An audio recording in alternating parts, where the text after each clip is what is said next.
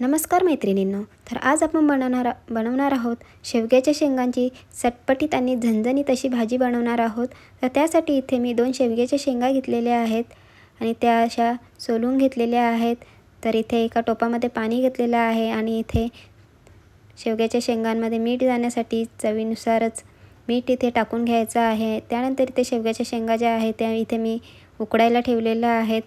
तर इथे शेवग्याच्या शेंगा कोवळ्या असल्यामुळे अगदी 5 ते 7 मिनिटात शिजल्या जातात। तर इथे शेवग्याच्या शेंगा चांगल्या अशा शिजलेल्या आहेत, त्या आपण आता इथे काढून घेणार आहोत। त्यानंतर इथे फोडणीसाठी इथे मी एक कांदा घेतलेला आहे। तर कांदा जो आहे तो असा बारीक चिरून घ्यायचा आहे। तर इथे कांदा जो आहे चांगला असा बारीक चिरून घेतलेला आहे। त्यानंतर इथे लसणाच्या 3 ते 4 पाकळ्या घेतलेल्या आहेत। त्यानंतर इथे तिखटपणासाठी झणझणीत शेवग्याची भाजी जी आहे ती झणझणीत होण्यासाठी इथे एक मी हिरवी मिरची घेतलेली आहे। तर इथे एका कढईमध्ये मी तेल गरम करून घेतलेलं आहे। त्यानंतर हे लसूण आणि मिरचीची अशी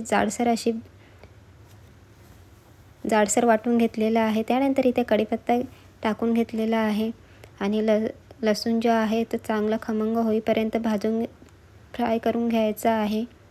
तेलामध्ये चांगला शिजून घ्यायचा आहे। त्यानंतर वरून आपण कांदा टाकून घेणार आहोत। तर इथे कांदा जो आहे तो सुद्धा इथे तेलामध्ये चांगला परतवून घ्यायचा आहे।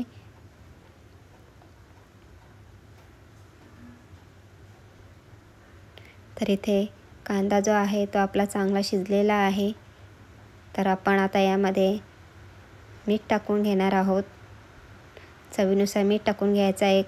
मीठ हे प्रमाणातच टाकायचं आहे, कारण आपण शेवग्याच्या शेंगा शिजवताना देखील आपण मीठ टाकलेलं होतं।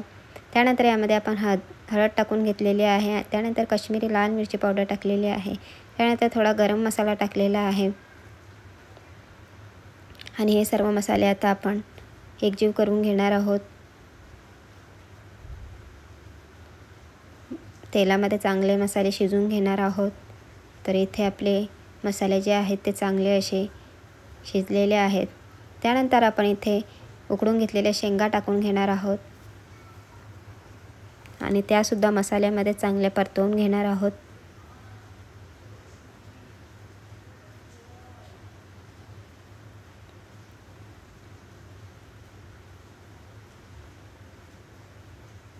तर इथे शेवग्याच्या शेंगा ज्या आहेत ते चांगले आपण मसाल्यामध्ये परतवून घेणार आहोत। तर इथे 1 मिनिटासाठी मी इथे शेवग्याच्या शेंगा ज्या आहेत त्या अशी वाफ काढून घेतलेली आहे।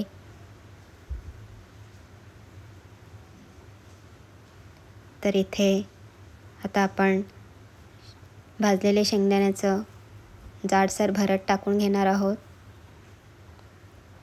तर इथे शेंगदाण्याची भरड टाकल्यामुळे शेवग्याच्या शेंगांना अजूनही चव वाढते इथे शेंगांची।